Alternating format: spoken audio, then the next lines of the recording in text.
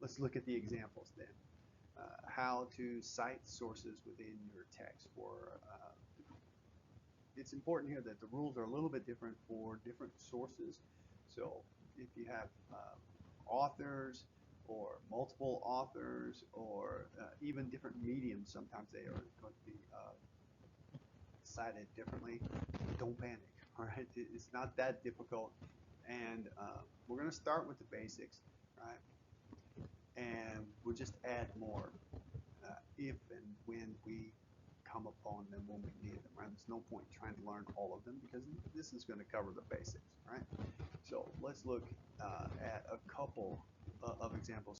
Here's using the author's, use the author's last name. So MLA, in-text citation style, uses the author's last name and the page number from where the quotation was taken from, or paraphrase. Even if you're not using exactly the same words, but you know that those words that in general that meaning came from this page, and then you would cite that at the end of the sentence that it appeared in, or at the end of a paragraph that it appeared in, and you would do that by using parentheses and the author's name and the page number. So here it would just be parentheses, Williams, and the page number 457, close parentheses, and period. Notice that. Right? So this is kind of important that where does that punctuation go? It can be kind of difficult to figure out sometimes, and it is different in some different situations. But notice here that the parentheses and the information just go in the end of the sentence, right? So the punctuation, whether it's question mark or exclamation mark or period, it goes outside. It goes after the closing parentheses. So if it's got more than one source, if you have more than one source, then you're going to list them together, because that also happens, right? So I'm including more than one source for the same information. I'm going to list them together at the end of the quotation, but then I'm going to separate them by a semicolon. Right, so let's look at what that looks like. So we have this example. We are finding today that multiple usages of differing techniques within a single classroom activity is very useful in increasing student engagement and aids in retention of new materials. Williams, page number, semicolon, Dicus, page number, closed parentheses, and the final punctuation mark. Right? So this is how we're going to do that. So this is starting to get a little long. Right? And when we get longer blocks of text, then that also changes how we're going to put that into how we have to format and structure our citation here. So when we have longer passages of quoted material, specific, exactly quoted, you actually just, several sentences, those kinds of things, then it's a little bit different. So if you're citing a longer piece, that means 4 lines, right? So 4 lines of prose or 3 lines of verse, then we have to move them in. We have to do that indented text block. And we don't use quotation marks for whenever that happens. So we can see. So use parentheses at the end of the block and place it outside the final punctuation. So if I have the block text, then it goes outside. If it's just within my sentence, it just goes inside. Okay, so here's an example. So whenever you're struggling with your writing, it's always better to work more on developing your structure, outlining your sources. More general or goose-chasing writing is not the best way to complete your paper. Instead, search for more ways to explain your examples or provide more specific details. You might also be able to add more support ideas to add additional and relevant content to your paper. Period, parentheses, Williams, the author's family name, and the page number. Notice there's no punctuation between here, and it's outside. So we have 1, 2, 3, 4, 5. We have more than 5 lines of text here. So this is whenever there's more than 4 lines of prose, then we're going to not use quotation marks. We're going to set it aside as indented text block. Okay, let's look at a quick.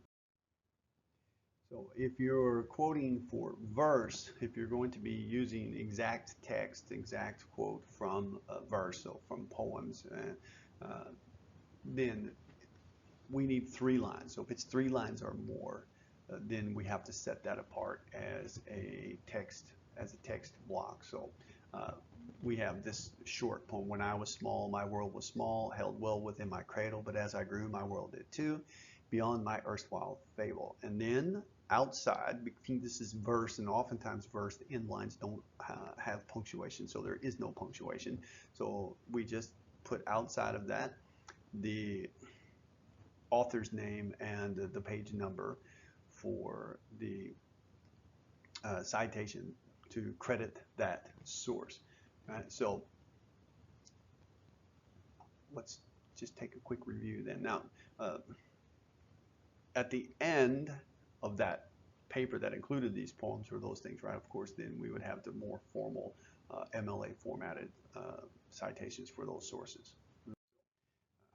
Let's just take a quick short review. So works by one author or multiple authors. So if we have one author, it's just parentheses and page number. Right? And remember that punctuation, if it's within the text, then the punctuation goes outside of it. If it's the block text, then the punctuation goes before it and the parentheses go outside. If we have 2 authors, right, then we use the author's family names, so Williams and Dykes, right, and the page number, right? So if we're sometimes happens, right, where we have this, we'll find these sources where there's a list of a whole bunch of people that are involved, right? So lots of textbooks, anthologies, those kinds of journals, those kinds of things, right, might have lots of different authors. Then we use this special phrase, right, which is the first author and this ETAL period and 189, so the page number. So this ETAL is what? What is that? So this is Latin, right? It's a abbreviation. Maybe you know, like etc., etc. We have these different usages where we borrow from Latin, right? So there's this one here. So ETAL period. It's the Latin term et alia, and that means others, along with others, right? So it's usually used in academic citations when you have more than 2, when you have more than 2 authors, right? So we also use this in conversation. People will talk whenever there's a list of people and it's pronounced et al. At least this is the way I've always heard it pronounced, is et al. But it just means and others, right? So you might use it if you're describing who is at some place, right? Well, there was Professor Williams, there was Professor Dykes, there was Professor Morey, et al., right? A whole bunch of other people that are listed there. Okay, so a couple of things we want to be sure we keep in mind here. It's not the only way or the only type of citation forms here, right? And also these different styles, they really vary. There are some really wide variations for them, and it's just really difficult to know how to. Now the in-text ones, they're going to cite this way for MLA format, just like I showed you, and it doesn't really matter what medium you took that from. Right, but for how you cite sources, whether it's a newspaper or a website or a book or a journal or a video or a TV program or a documentary film, all of those are different in our works cited list. And those things are really complicated and very complex, but there's no need for you to try to learn how to do all those things. Just use one of the online sites. I prefer easybib.com. I use it for my own papers. I recommend to all of my students to use easybib. It's free. It works very well. If all of the data isn't there, you can simply add it in yourself and it will perfectly format. You saw that, right? There's the period, there's the space, there's the parentheses. Some things are in italics and some things are in quotation marks.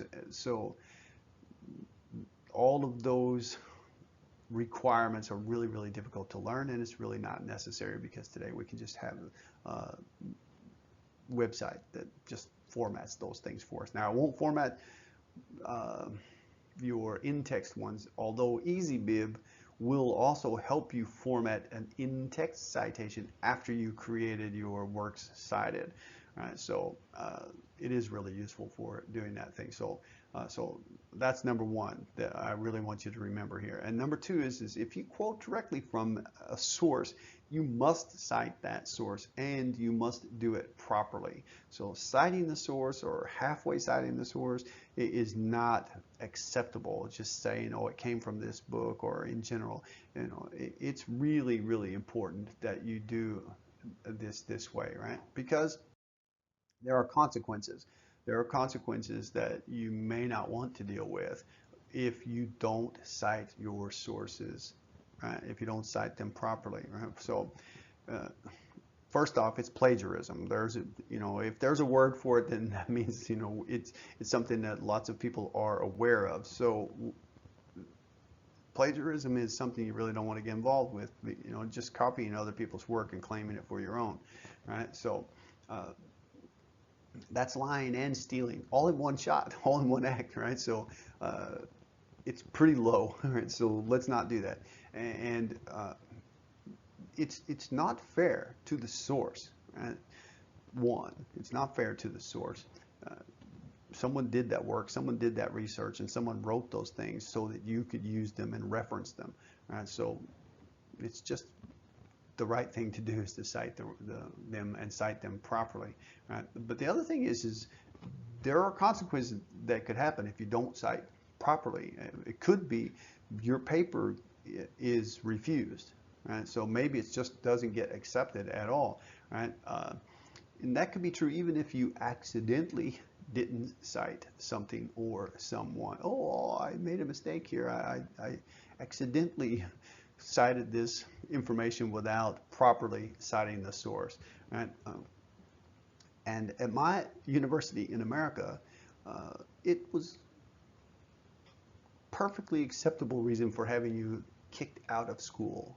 You could be expelled from school permanently if you were submitting papers and essays without properly citing the sources, because again, it's looked at as just plain lying and stealing, right? So those are some of the consequences. So you have to do this. You have to take that seriously, right? And it's only fair to do it that way. So is there anything else? Maybe. This is it. This is what you have. Those are the basics. How to do in-text citations. You need to just play around with use easybib.com for how to actually format your MLA citations for the list of citations, but this should give you more than enough information to be able to make your in-text citations and make them properly. And is that everything? No, I'm sorry, it's not. But this is more than enough to get us started and to get you started in the right direction and to know where to look for your answers for citations that you might not be completely sure about. Right? So the other thing is if you have some specific questions, you can always ask your instructor. It's not a problem to ask when you have specific questions. Okay, I have this data, so how do I cite this source, or how can I use this source, right? But it's just too much to get into to try to explain all of them. There are just too many possibilities. Whenever, for most of us, it's really not going to be necessary. Let's face it, most of us are using online sources, and those online sources even publish, even journals that are available in print. Many of them we're just using them from the online versions, right? So because it's just so much easier and more convenient for us, and it's that so much more possibility of getting more information, right? So basically, this will cover most of the things you will need. Now, if you're going to cite a film or a video from the internet or those things, it's slightly different, but not when you're citing in the text. Whenever you're citing within the text, it's the same thing. Author's name and the source. Now, when it gets to the works cited part at the end, it would be different, but if you use a website like easybib.com, then you should be able to format that without a whole lot of difficulty. Okay, so there you go.